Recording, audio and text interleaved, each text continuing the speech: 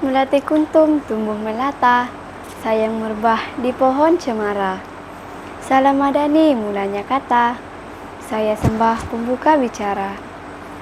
Salam sejahtera dan salam Malaysia Madani. Saya Auzia Lebin dari Sekolah Kebangsaan SK Sempayus.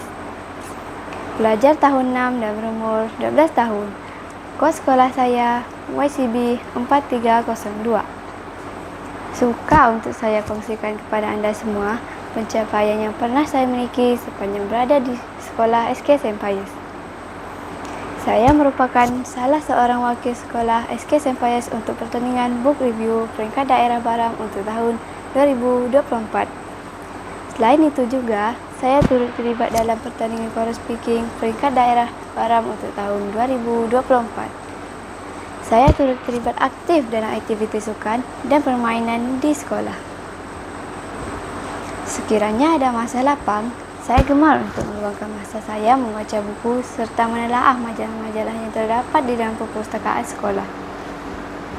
Justru itu, saya telah memilih buku yang berjudul Semangat Tak Berubah sebagai bahan sensasi saya pada hari ini.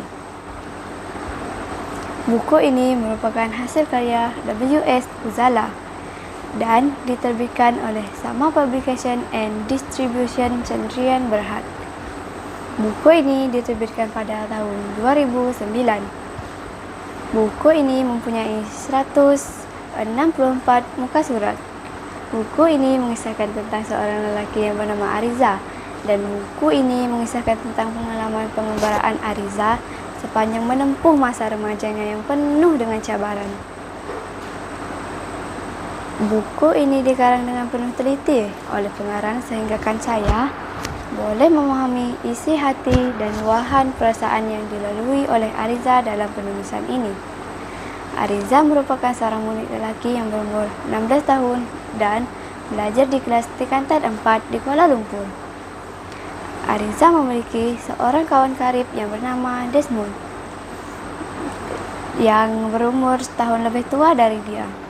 Desmond merupakan seorang kawan yang baik dan jujur.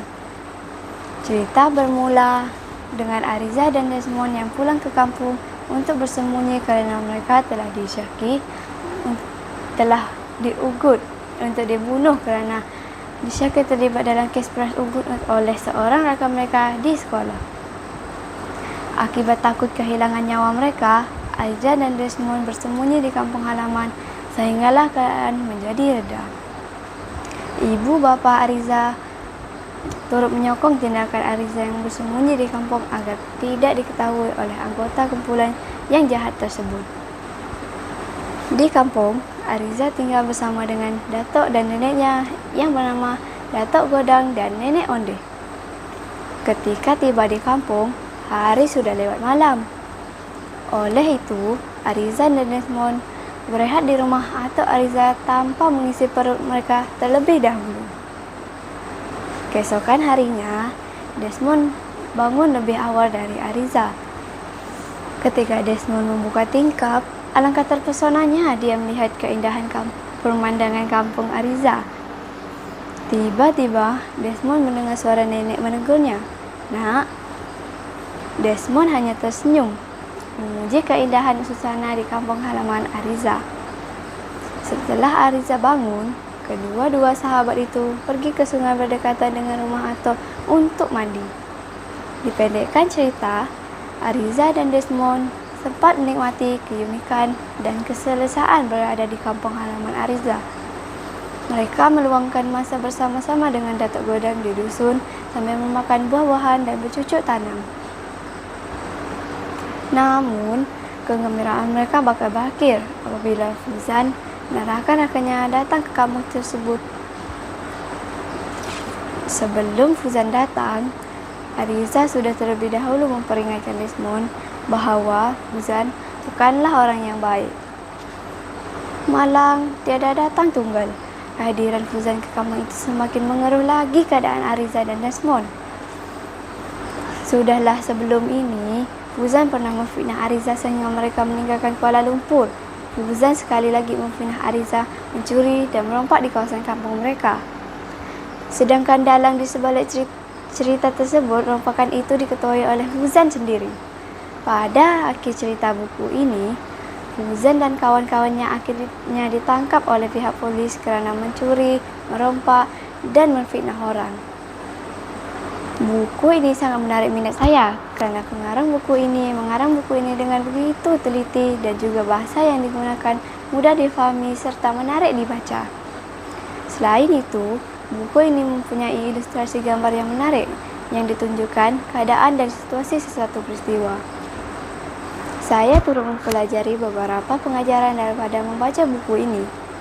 Antaranya ialah sahabat setia, kawan yang kuat boleh membantu seseorang insan yang lemah untuk bangkit semula walaupun ditimpa berbagai halangan dan cabaran.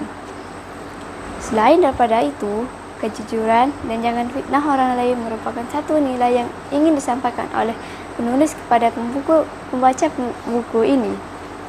Harapan saya kepada pembaca buku cerita ini, saya harap agar saudara-saudari turut menikmati cerita dan kisah pengembaraan Ariza ini sebagai satu motivasi untuk terus berjuang dan tidak berubah semangat walaupun banyak tuduhan serta cabaran menimpa. Sekian perkongsian buku Semangat Tak Berubah dari saya, Azza Lebin dari SK Sempayes untuk kita semua. Sekian, terima kasih.